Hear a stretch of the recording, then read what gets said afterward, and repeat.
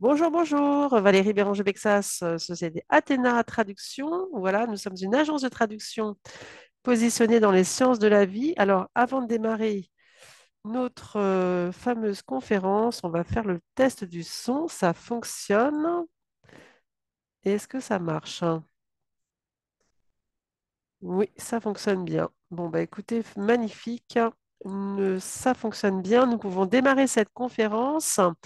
Alors, pour me présenter rapidement, donc, comme je vous disais, je suis la gérante d'Escula Patina Traduction, qui est une agence de traduction positionnée dans les sciences de la vie et dans le domaine juridique. Je m'adresse bien sûr aux entrepreneurs qui ont envie de développer leur entreprise, en tout cas de la rendre plus solide. Voilà. Aujourd'hui, nous allons parler des raisons pour lesquelles une entreprise doit aller à l'international. Alors, quand je parle de processus d'internationalisation, ça concerne le fait de s'implanter dans un pays étranger ou bien simplement de recevoir des clients étrangers. Voilà. Donc, je vais vous partager effectivement notre conférence. Voilà. Pour quelles raisons faut-il internationaliser son entreprise? Alors, vous verrez ce fameux pont voilà, qui me rappelle l'Amérique. Effectivement, pour la petite histoire, j'avais été en Californie avec mon mari il y a quelques années, voilà, pour notre voyage de noces, mais j'ai toujours ce sentiment, voilà, en tout cas, j'ai toujours cette attirance pour l'étranger qui fait partie un petit peu de mes gènes et de mon histoire, hein. Voilà. Alors, aujourd'hui, effectivement, on va parler des raisons pour lesquelles il faut internationaliser votre entreprise. Alors, pour quelles raisons il était encore plus nécessaire aujourd'hui de le faire? Eh bien, tout simplement, on va détailler un petit peu un plan. Donc, on parlera tout simplement des raisons pour lesquelles il faut le faire, des nouveaux défis qui attendent les entrepreneurs demain dans le domaine des sciences de la vie et dans le domaine juridique, mais ça peut être aussi dans d'autres secteurs d'activité, les bénéfices pour lesquels l'entrepreneur a vraiment besoin enfin, en tout cas, les bénéfices qu'il va en attendre, en tout cas, l'entrepreneur va en attendre, et pour l'entreprise également. Et je parlerai effectivement des chiffres, du nombre d'entreprises qui le font tous les ans, voilà, qui font ce processus d'internationalisation, c'est-à-dire qui entreprennent cette démarche d'internationaliser leur entreprise. Alors, je parle plutôt de l'export, effectivement, d'aller s'implanter dans un pays étranger. Alors, je parle de la France, hein, bien sûr, hein. Voilà. Alors, quelques chiffres, on va en parler tout de suite. Alors, j'ai mis un extrait du Figaro, effectivement. Il y a deux destinations préférées pour les Français, pour les startups françaises et les PME, c'est les États-Unis et l'Allemagne. Voilà.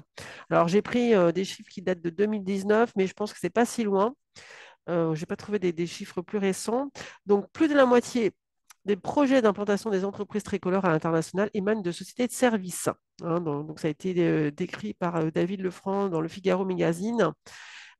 Bizarrement, voilà. C'est pas. Effectivement, les entreprises de services entreprennent peut-être plus à l'étranger, enfin, en tout cas, osent passer les frontières. Voilà, chaque année, 1500 entreprises françaises se lancent à l'international. Selon le baromètre de la Banque populaire Pramex, qui a étudié 815 projets d'implantation, 10 pays ont attiré les deux tiers d'entre eux. L'Europe se classe en tête avec 44% des projets. Voilà, mais quelle destination privilégiée selon le baromètre 2019? Banque populaire Pramex, qui a étudié 815 projets d'implantation à l'étranger émanant de start-up, PME et ETI entre février 2018 et janvier 2019. C'est pris notamment outre-Atlantique, elles jettent leur dévolu. Voilà. Donc les États-Unis, voilà, avec une croissance relancée alors en 2018, c'était 2,9%. Après, je pense que ça a dû changer depuis. Ils ont attiré 16% des projets tricolores. Voilà, même si le pays est lointain et coûteux, la facilité à réaliser des affaires est un élément majeur dans le choix des implantations françaises. La taille du marché est bien sûr un autre facteur d'attractivité. Voilà. Et puis, on trouve bien sûr certains secteurs comme la biotech qui ne peut faire du business que si elle est présente aux États-Unis, hein. Donc, c'est important pour ces entreprises d'être présents, mais aussi d'adapter leur communication finalement à l'étranger. Alors, pour quelles raisons est-il plus que nécessaire aujourd'hui d'internationaliser son entreprise? Je vais en citer au moins cinq. Premièrement, la nécessité d'accroître votre chiffre d'affaires, hein, pour un entrepreneur. Je parle des PME françaises, des startups, euh, mais aussi pour les grands groupes, hein, mais voilà, encore plus pour les PME, j'ai envie de vous dire. Et étendre votre portefeuille client, voilà, parce que les PME aussi ont une vocation à être plus solides, hein, voilà, en s'implantant à l'étranger, ça solidifie l'entreprise. Donc, effectivement, d'étendre leur portefeuille client, d'améliorer l'image de leur marque, voilà, d'obtenir un meilleur accès aux talents locaux et enfin d'avoir un avantage compétitif. Alors, citerai trois raisons voilà, qui va de source pour aller à l'international. Donc, une raison économique, augmenter ses ventes et réduire ses coûts, parce qu'il y a aussi des économies d'échelle, on va dire. Dans certains pays, la main-d'œuvre sera peut-être moins chère. Voilà, les fournisseurs seront peut-être moins chers, effectivement. Voilà, donc, ils peuvent aussi augmenter vos ventes. Donc, il faut aussi tirer parti de ce paysage européen, voilà, pour pouvoir baisser ses coûts et augmenter ses ventes. Il y a une raison marketing aussi, puisque vous allez augmenter votre base de données clients et améliorer ainsi votre image de marque en faisant cette démarche. Hein, sans doute que vos clients français vont penser que finalement, si vous allez en Europe, si vous allez vous implanter dans un autre pays, bah, c'est que vos produits et vos services sont crédibles, entre guillemets, sont dignes de confiance. Donc, ils vont encore plus vous suivre. Il y a une raison intellectuelle aussi, parce que le multiculturel favorise le dynamisme de vos équipes et apporte du sens à votre travail. Je pense aussi aux jeunes qui sortent des écoles de commerce et des, euh, et des écoles d'ingénieurs qui finalement sont en quête de sens encore plus aujourd'hui qu'hier. Sens par rapport au rôle qu'ils ont, par rapport à l'intérêt de leur travail, de travailler avec des étrangers. Voilà, ça dynamise un petit peu les équipes et ça apporte du sens dans les équipes. Cette dimension culturelle est pétillante. Voilà, ça apporte du peps. Voilà, donc l'internalisation représente des coûts et des risques, mais aussi avec une bonne préparation en amont, une stratégie finalement d'exportation correctement formulée. L'étranger représente d'excellentes opportunités de croissance. Et ce n'est pas moi qui le dis, c'est le Compass, qui est un annuaire bien connu en France. Voilà, donc vous vous souviendrez certainement. Alors, je dirais aussi que on a parlé effectivement des différentes raisons. Là, vous voyez, accroître votre chiffre d'affaires, on va passer en revue toutes ces raisons pour lesquelles il faut absolument s'internationaliser. Premièrement, accroître votre chiffre d'affaires. Alors, j'ai cité effectivement un lien du Compass là que vous pouvez consulter. En 2018, l'INSEE a recensé 46 000 filiales de multinationales françaises à l'étranger, hein. Elles en réalisent 51% de leur chiffre d'affaires consolidé. Donc, ça veut dire que plus de la moitié de leur chiffre d'affaires est constitué de l'étranger, est un chiffre d'affaires qui vient de l'étranger. C'est pour tout dire du potentiel que représente l'international. Pour ma part, pour Escula Patana Traduction, je peux vous dire que les visiteurs de mon site web, je dois avoir une partie en France, bah, on va dire un tiers, hein, voilà, un bon tiers, et le reste aux États-Unis et aux Pays-Bas. Voilà. Et un peu en Allemagne également. Donc, je peux vous dire que l'international, pour moi, est une manne de croissance. Voilà, c'est vraiment, il faut que j'adapte ma communication à l'international. Donc, je vais peut-être parler en anglais pour la prochaine fois. Je ne prétends pas parler en allemand. Mais voilà, ça veut dire que l'international représente quelque chose, en tout cas une possibilité de partenariat, d'échange, de communication, de croissance en matière de chiffre d'affaires. La PPI rappelle que la France ne représente que 0,8% de la population mondiale. Ça veut dire que 99% des clients potentiels seront donc localisés hors de nos frontières. Voilà, c'est ça que ça veut dire. Donc c'est très important ces chiffres. Et souvent, on l'oublie complètement dans le business, hein. Les Français vendent aux Français, mais ils oublient l'international. Ensuite, la deuxième opportunité, c'est effectivement d'étendre son portefeuille client, répondre à des nouvelles attentes de clientèle, proposer des produits et des services plus innovants, différenciants sur ces marchés. Alors, si vous voulez proposer les mêmes services, c'est possible.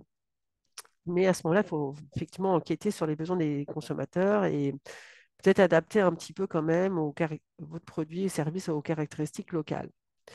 Je parle aussi en termes de prix, hein. Adapter votre prix par rapport à ce qui se pratique, en tout cas en local. Si vous êtes seul, vous pouvez mettre le prix le plus fort. Si vous avez des concurrents, il faut faire une petite étude de concurrence. Et c'est aussi une opportunité d'augmenter son panier moyen, hein, de consommateur. Donc, et de fidéliser ses nouveaux clients, hein, puisque vous pouvez augmenter votre prix.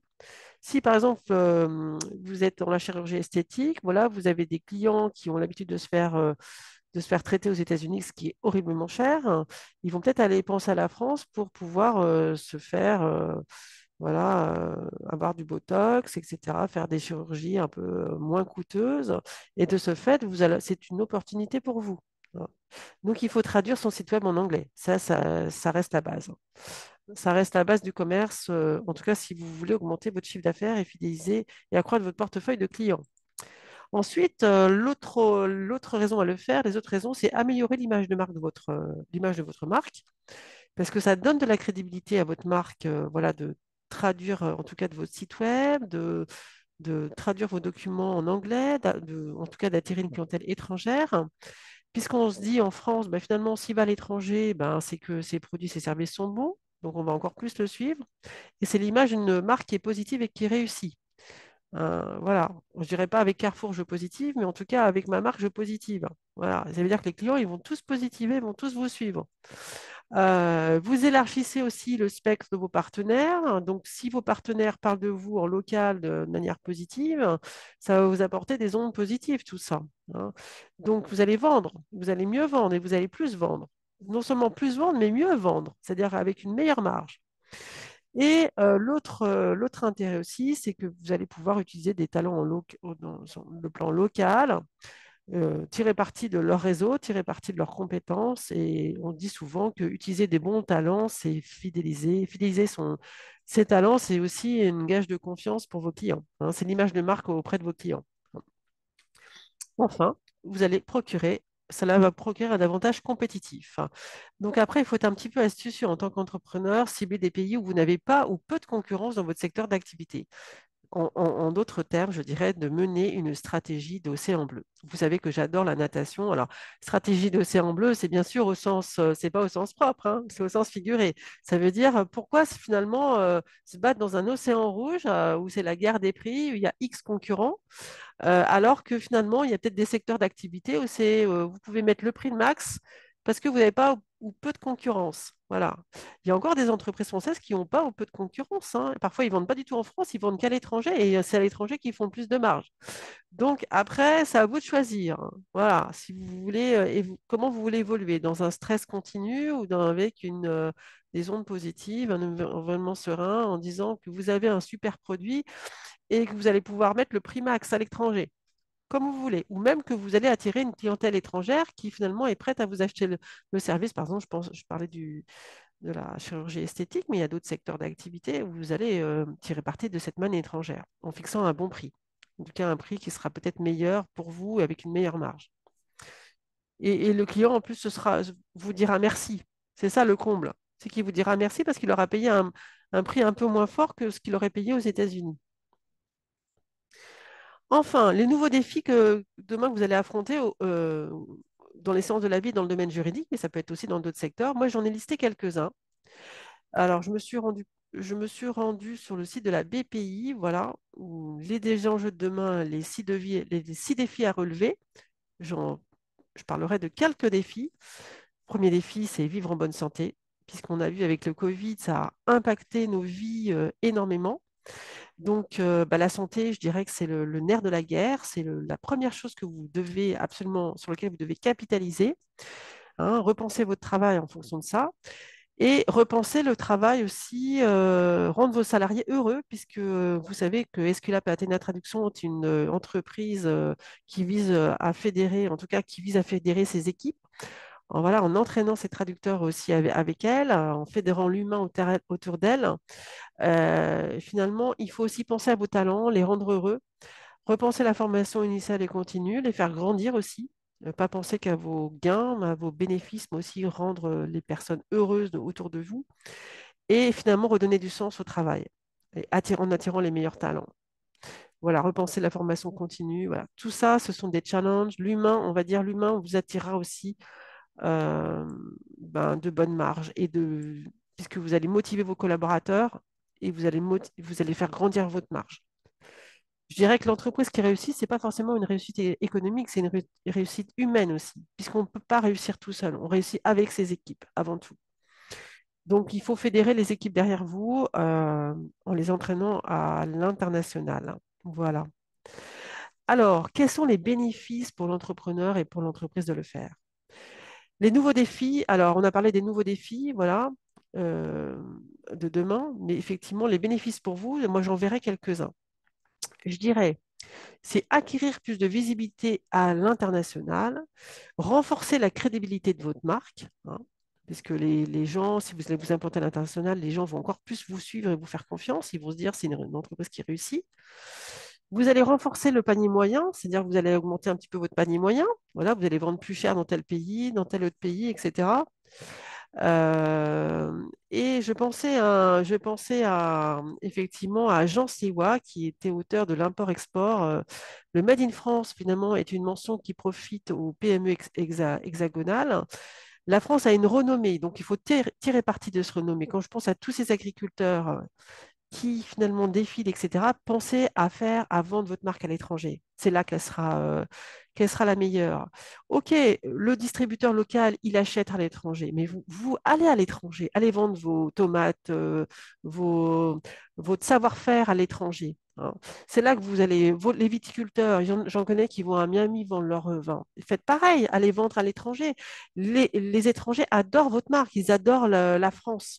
La France a bonne réputation, donc vendez plus cher ce que vous pouvez des produits sur lesquels vous ne faites pas forcément d'argent en France. Voilà, c'est une opportunité de l'international pour vendre plus cher.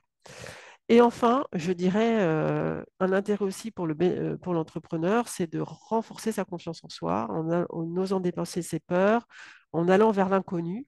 Voilà, vous allez dépasser, vous allez apprendre des nouvelles choses aussi, puisque l'international vous offre la possibilité d'apprendre des nouvelles choses.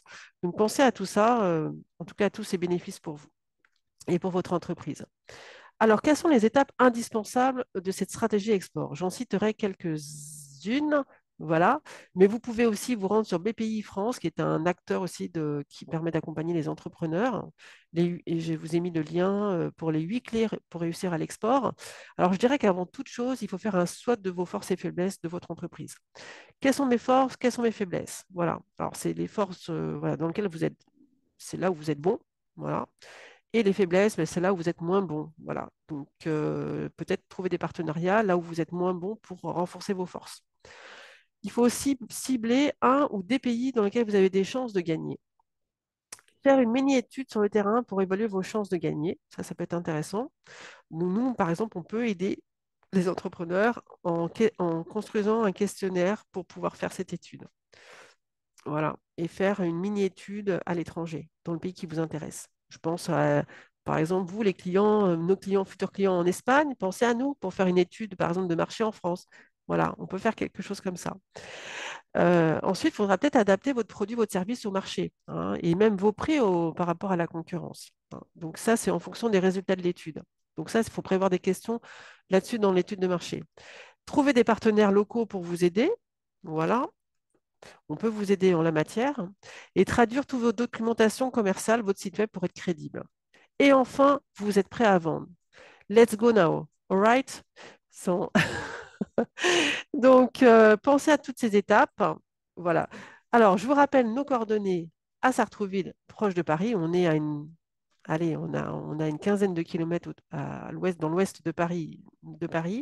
Donc, Esculape Athéna traduction, Esculape pour voilà, le nom du dieu de la médecine, Athéna, le dieu juridique, le dieu du courage, voilà, de la bravure, c'est aussi mon caractère. Et traduction, voilà, mon grand-père était traducteur, donc il parlait 8 ou 9 langues, c'était un centralien. Voilà, donc pensez à Esculape Athéna traduction pour traduire toute votre documentation commerciale, pour traduire votre site web. J'ai un partenaire qui peut m'aider aussi sur l'extraction et la réintégration de vos traductions dans votre site web, notamment si c'est du WordPress. Voilà. Après, on peut voir sur les autres supports. Idéalement, si vous m'envoyez vos textes de communication, idéalement, c'est mieux de les avoir sous format Word. Mais après, si c'est d'autres formats, on peut les convertir. Je peux les convertir en tout cas. Mon adresse mail, je vous la rappelle, c'est contact@esculape-athena traduction avec un s.com. Contact@esculape-athena traduction.com. Je vous souhaite un excellent week-end ensoleillé. Et voilà, j'espère que la prochaine fois, on pourra aborder une business story d'une entreprise qui a réussi à l'export. Mais je ne vous en dis pas plus. Voilà, le suspense reste. Je vous souhaite un excellent week-end. À très vite pour de nouvelles aventures avec Esculape Athena Traduction. Je réussis. Voilà, positiver. Et si vous êtes positif, en tout cas, vous allez ouvrir les portes de l'international et les clients viendront à vous. Voilà. À bientôt et bon week-end à vous.